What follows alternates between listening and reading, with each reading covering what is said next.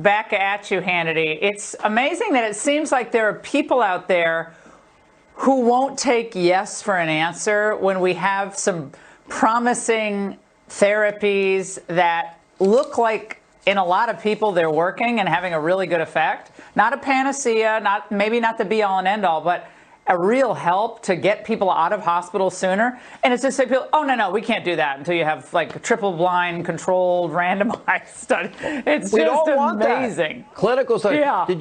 I don't know if you heard the beginning of the show, this letter from Dr. Wallace out. Yeah, I saw it.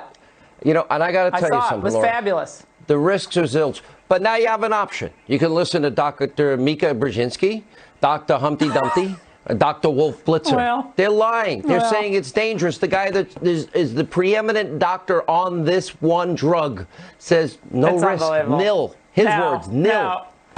It was fantastic. Thank you for bringing that to light, because you just swiped away all the fear-mongering. Great show as always. We'll see you tomorrow night, Hannity. I'll be watching you and Trump. All right, I'm Laura Ingraham. This is the Ingraham Angle for another busy Washington tonight, of course. Now, it might seem to all of you, and I got lots of emails, maybe I'll share some of them with you later on, that the lockdown, the shutdown, whatever you want to call it, will never end. I know it feels that way, but it will. And President Trump, listen closely, he's already looking for ways to get Americans back to work. HUD Secretary Ben Carson is going to help lay out the president's plan to get it all done. And remember when Joe Biden, remember he was against banning travel from China? That was all xenophobic. Remember that? Well, now he's conveniently changed his mind. Senator Ted Cruz calls out that hypocrisy. Plus, my medicine cabinet brings us the latest promising news on, you bet, hydroxychloroquine. And we're going to hear from a Democratic lawmaker who credits that very drug and the president with saving her life. She'll be here in just a few moments. And with Easter Sunday around the corner, millions are wondering, how am I supposed to worship? Raymond Arroyo joins us later with some creative solutions. This is America in Shutdown, Day 21. Well, tonight, as Christians begin Holy Week and as Jews prepare to celebrate the Passover, we are all acutely aware of the darkness that this COVID-19 crisis has wrought. The more than 10,000 Americans who've now lost their lives, and countless more have had their lives upended. Businesses frozen, parents frustrated, children are just confused, and workers unemployed. But there are some, and we needed these hopeful signs emerging.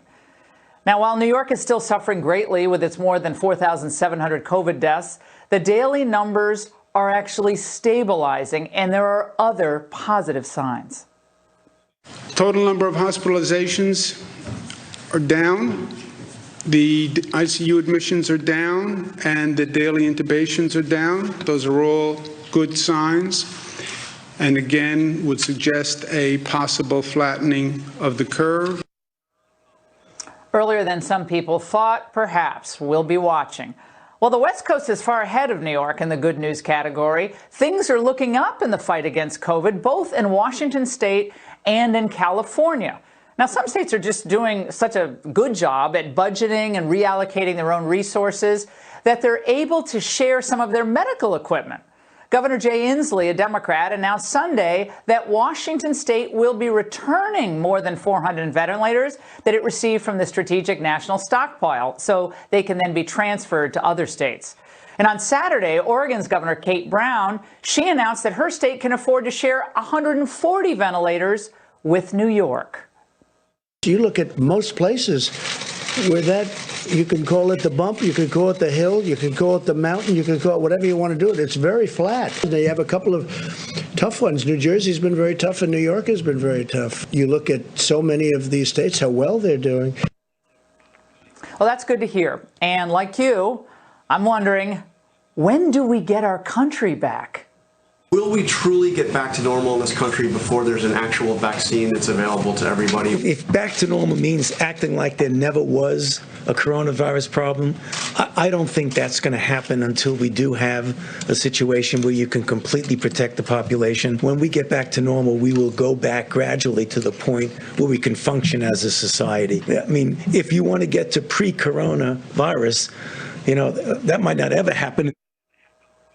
Well, the president didn't seem like he was completely thrilled with that answer. I think we can get more than back to normal from an economic standpoint, actually be better, but more than back to normal. But I would agree that we'd love to see a vaccine, but immediately would love to see a therapeutic. And I think we're getting very close. Now, speaking of therapeutics, some in the media and the medical establishment, as I mentioned to Sean, continue this bizarre assault on the decades-old drug hydroxychloroquine that's being used by doctors worldwide, and I mean worldwide, to treat COVID patients, especially seeing promise in early interventions. Now, to get a sense of how political the criticism has become, check this out. We're focusing